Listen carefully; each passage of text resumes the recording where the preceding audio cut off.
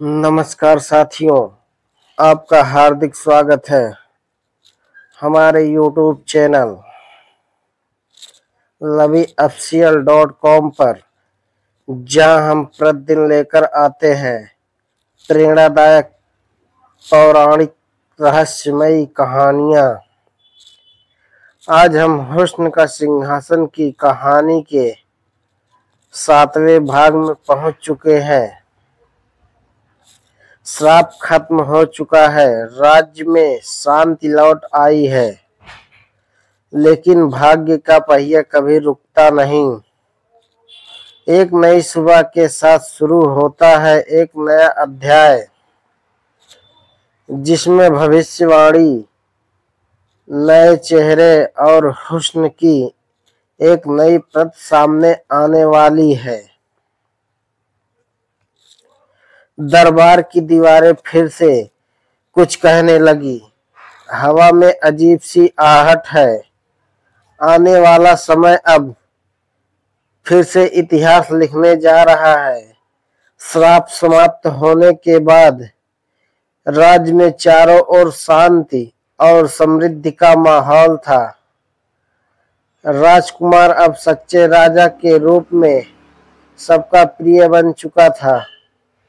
गांव में अन्न लहराने लगे, प्रजा संतुष्ट थी और महल में वर्षों बाद उल्लास की धुन गूंज रही थी। लेकिन जैसे ही राज्य में शांति आई, उसी रात राजमहल के पीछे स्थित पुरानी समाधि से रहस्यमयी धुएं के गुब्बारे उठने लगे। पहरेदारों ने देखा कि रात के समय कोई अजनबी स्त्री काले वस्त्रों में समाधि के पास कुछ मंत्र पढ़ रही है। उसके जाते ही वहां एक पत्थर की शिला चमकने लगी। अगली सुबह दरबार में एक वृद्ध ज्योतिषी आया। उसके बाल पूरी तरह सफेद, आंखें गहरी और आवाज धीमी लेकिन प्रभावशाली थी।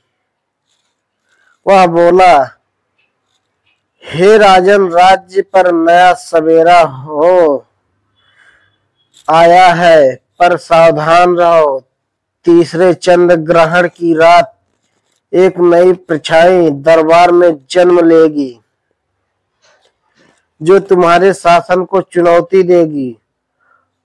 वह हुस्न में अद्भुत होगी, पर मन में तूफान लेकर आएगी। पूरा दरबार सन्न रह गया।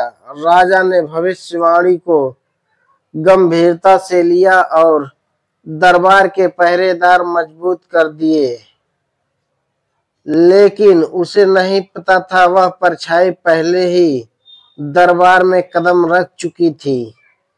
कुछ ही दिनों बाद पड़ोसी राज्य से एक राजदूत आया।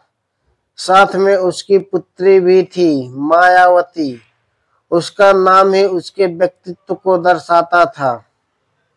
रूप ऐसा कि जैसे चांद धरती पर उतर आया हो। आवाज में मिठास और नजरों में अजीब सा आकर्षण। दरबार में जब वह पहली बार आई, सभी दरबारी उसके रूप पर मोहित हो गए। यहाँ तक कि कुछ मंत्रीगण भी उसकी ओर झुकने लगे। राजा ने उसे राजकीय मेहमान के रूप में महल में रहने की अनुमति दी। मायावती धीरे धीरे राजमहल की गतिविधियों में शामिल होने लगी।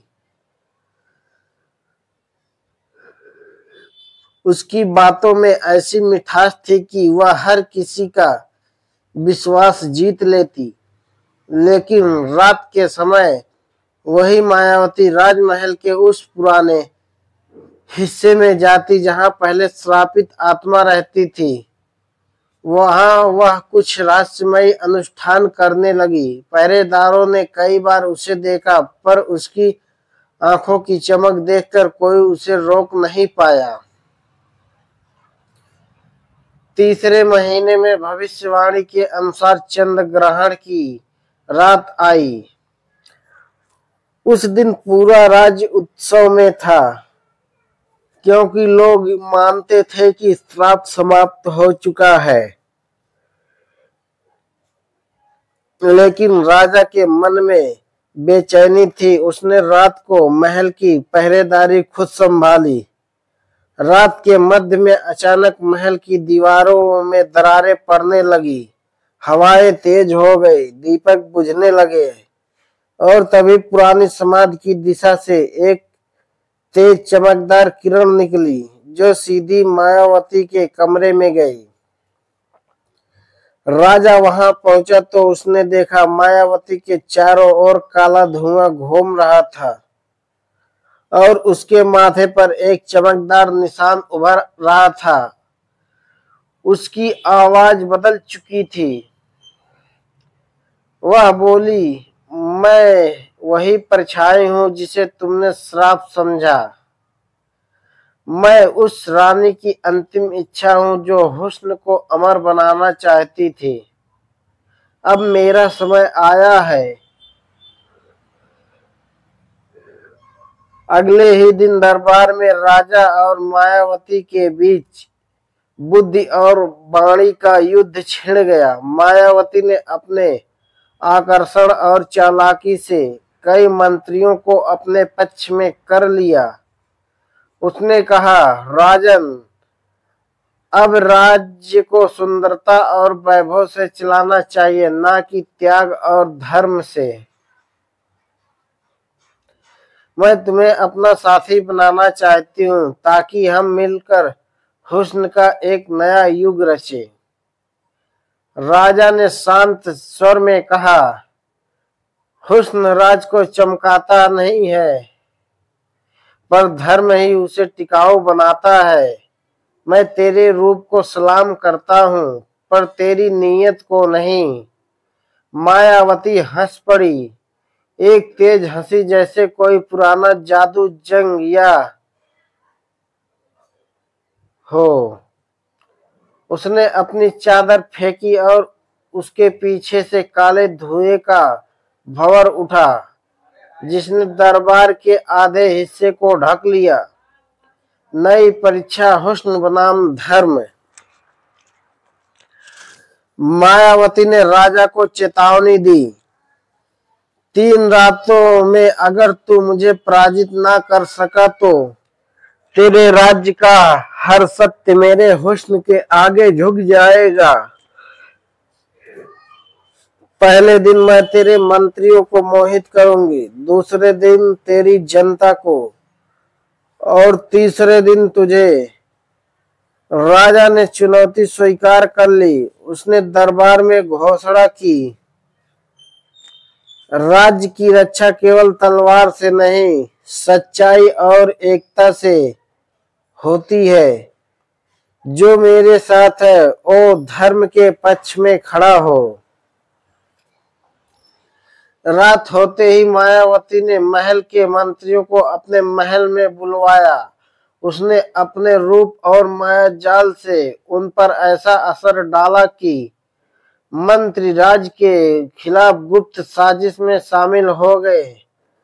लेकिन राजा ने अपनी बुद्धि से उस माया जाल को तोड़ दिया। उसने उन मंत्रियों को सत्य का दर्पण दिखाया। वो वही दर्पण था जो श्रापित गुफा में मिला था। जैसे ही मंत्रियों ने दर्पण में देखा, मायावती का असली रूप उसके सामने आ गया, एक काली ऊर्जा से भरी परछाई। मंत्री तुरंत राजा के चरणों में झुक गए। मायावती ने दूर से देखा और मुस्कुरा दी, पहली रात तू जीत गया, लेकिन अगली रात तेरी जनता तेरी नहीं रहेगी। दूसरी रात का आगाज होता है। मायावती अपनी चाल चलने वाली है, जनता को मोहित करने वाली है। समय आ चुका है। राज्य के चौक में उसने अपना मंच सजाया और वहां से शुरू हुआ हुस्न का ऐसा जादू जो पूरे नगर को झकझोर देगा। धन्यवाद मित्रों। यह कहानी कैसी लगी कमेंट बॉक्स में जरूर बताएं। फिर मिलते हैं अगली